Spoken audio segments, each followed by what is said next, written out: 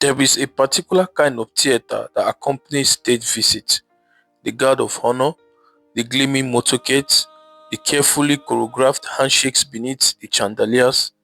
It is designed to project the image of equals meeting, of sovereign nations transacting in mutual respect. But theater, however dazzling, is not diplomacy, and pageantry, however polished, is not progress. When Nigerian leaders touched down in Britain for this much publicized state visit, the cameras captured smiles. What they did not capture, what they rarely do, was the fine print: the port rehabilitation deal, the deportation agreement, the Coventry University arrangement. Three agreements, three press releases, three opportunities for ministers on both sides to speak of historic partnership and shared futures. Yet, beneath the diplomatic language, a familiar and troubling architecture emerges. Nigeria absorbs the risks, absorbs the debt, and absorbs the concession, and Britain walks away with the contract, the return, and the policy outcome it has quietly sought for years. Power has always been complicated. This state visit does nothing to simplify it. On the surface, the port rehabilitation deals reads like an obvious win.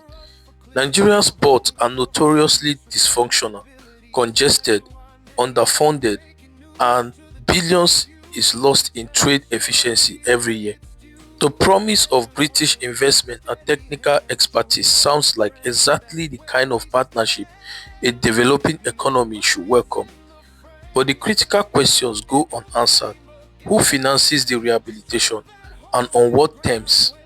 If funding comes through British export credit agencies or tied loans, Nigeria does not receive a gift, it receives a debt obligation structured to benefit British contractors and equipment suppliers. Tied aid of this nature has a long and well documented history of leaving recipient nations with infrastructure they did not design, cannot fully maintain, and are paying for long after the ribbon cutting ceremony is forgotten. Moreover, who operates the rehabilitated ports, and under what revenue sharing arrangements? If British firms hold operational concessions, the long-term returns, the tonnage fee, the logistics revenues, the data on trade flows flow outward, not inward. Nigeria gets a functional port, yes, but it is a landlord renting its own coastline. A deal that does not transfer technology, build local capacity, or guarantee Nigerian operational sovereignty is not development. It is dependency with a fresh coat of paint. Of the three agreements announced, the deportation deal is perhaps the most nakedly plain and the least disguised about whose interest it serves.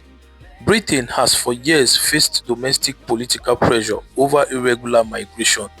The optics of deportation flights, the legal challenges, the public debates, all of it has made the removal of undocumented Nigerians a persistent political headache for successive governments in Westminster.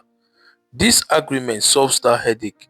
It provides Britain with a smoother, diplomatically legitimized channel to return migrants it does not want, and it does so in exchange for what precisely? Nigeria receives very little that is concrete. There are no binding commitments on legal migration pathways, no significant expansion of skilled worker visas, no structured program for the return of looted assets held in British financial institutions, no credible framework for addressing the structural conditions, unemployment, insecurity, lack of opportunity that drive Nigerians to undertake dangerous and irregular journeys abroad in the first place. What Nigeria has signed is in effect a management contract for Britain's migration problem.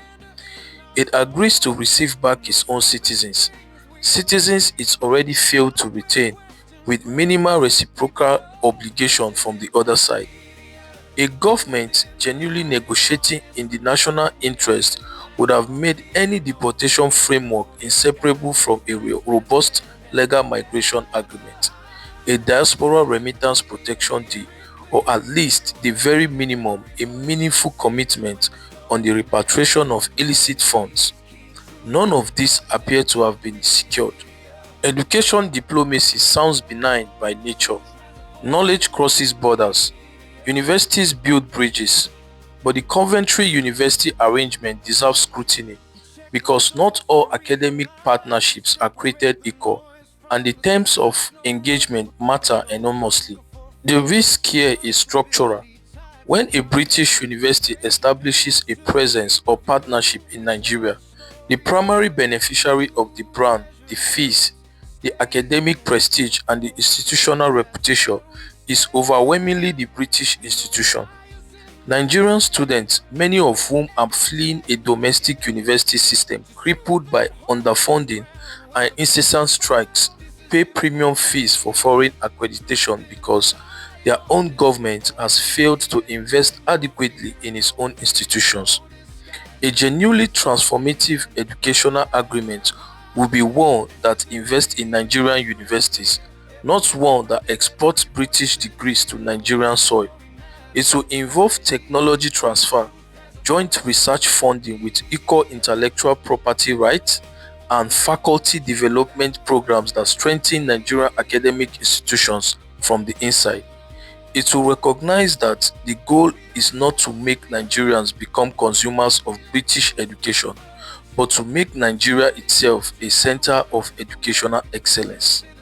Without such provisions, the arrangement risks becoming another form of extractive soft power, a transaction in which Nigeria provides the market, Britain provides the credential, and the structural imbalance between the two educational systems remains perfectly intact. Taken individually, each of these agreements can be defended. Ports needs fixing, migration needs managing, education needs investment. But taken together, they reveal a pattern that is impossible to ignore and irresponsible to excuse. In every case, Nigeria accepts the liability and Britain secures the leverage. In the port deal, Nigeria risks debt exposure while Britain secures operational and contractual advantages. In the deportation agreement, Nigeria accepts returned migrants while British resolves its domestic political crisis. In the university arrangement, Nigeria provides the market and the fields while Britain exports its brand. This is not partnership. It is a relationship in which one party consistently negotiates from a position of need and the other from a position of choice. Britain does not need these deals to survive. Nigeria has been persuaded or has persuaded itself that it does. That imbalance of need is the most dangerous negotiating position a sovereign nation can occupy, and it is one that Nigeria's leadership has across multiple administrations failed to escape. The deeper failure is one of preparation and transparency.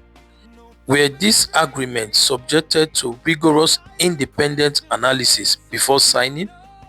Were Nigerian economists, legal scholars, and trade specialists consulted? Were the terms disclosed to the Nigerian public, the people who ultimately live with the consequences? In a democracy, state visits and their agreements are not the private business of a traveling delegation. They are national commitments and they deserve national scrutiny. A truly historic visit would have looked different. It would have arrived in London with pre-detailed, pre-negotiated positions. It would have demanded legally binding migration reciprocity before agreeing to any deportation framework. It would have insisted on technology transfer clauses in every infrastructure deals and joint ownership in every educational partnership. It would have placed the repatriation of stolen assets, billions of dollars of Nigerian wealth held in British banks and property markets, at the very top of the agenda, not as a courtesy request but as a precondition. Instead, Nigeria got headlines, and headlines, as Nigerians have learned through decades of such visits, have a very short shelf life. The problem is not that Nigeria engages with Britain. Engagement is not the enemy. The terms of engagement are. Until Nigerian leaders arrive at the negotiating table with the preparation, the political will, and the genuine accountability to their own citizens that such negotiations demand, state visits will continue to serve their true purpose: to give the appearance of progress while the architecture of disadvantage is quietly reinforced. Power has always been complicated, but knowing you are being outmaneuvered and returning home to celebrate it as victory, that is not complicated at all. That is a choice. What do you make of this analysis? Please share your thoughts. Don't forget to subscribe, like, and share this video. This is Impact Media. Thank you for listening. I'll see you again in the next video. Bye for now.